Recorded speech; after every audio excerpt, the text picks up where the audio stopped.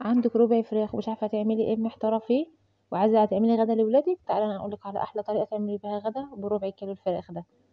كملوا بس الفيديو معايا للاخر، واعملوا متابعه القناه ودوسوا لايك، عايزه متابعات كتير يا جماعه. معانا طبعا صدر فرخه، انا طبعا قطعته الاول زي البانيه كده شرايح. عندك بلانشه بتقطعي عليها، ما عندكيش بلانشه تقطعيها على ايدك كده على الحوض باي طريقه انت يعني بتفضلي تقطيعها. طبعا انا البلانشه عندي مكسوره. قطعنا طبعا بانيه كده، وبعدين تبداي تقطعيه بقى بالمقص.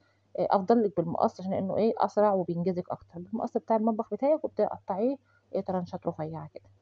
خلاص الكميه بتاعتك كلها اللي عندك دول، قولي حوالي ربع كيلو مثلا، والله العظيم بتحلي اقل. هو بس ربع واحد بتاع فرخ.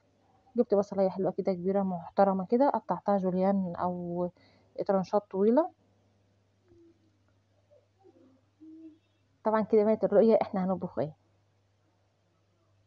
عندك نص طماطميه برضو طويله، قطعيه طويل كده. قرن فلفل بارد. الخطوة اللي جاية ديت اختياري مش إجباري، اللي هو الفلفل الحراق. بتحبي الحراق اعملي ده، والكبار هياكلوا. طبعا لو أطفال بيستحسن ما تحطيش، لأن طبعا بيقولوا لك بقى حراق ومش حراق وبتقلب معانا في سكة تانية.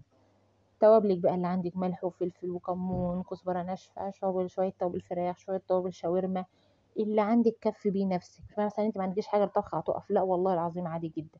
اللي عندك حط منه. عندك نص معلقة كاري، عندك نص معلقة كركم، عندك كزبرة ناشفة، عندك أي نوع توابل انت بتفضليه. بصل مجفف، توم بودر، بصل بودر، اللي الطريقه اللي تحبيها. حطها ساعتين اتنين في الفريزر، وانزلي بيها في معلقه سمنه. اللي يقول لك احنا بنحط الفراخ الاول تاخد تشويحه وبعدين نحط الخضار، والله العظيم ما بيعرف حاجه ولا بيفهم في الاكل. تبلي فراخك واركنيها في التلاجة متبله جاهزه جاهزه كده على الشاورما على السوا.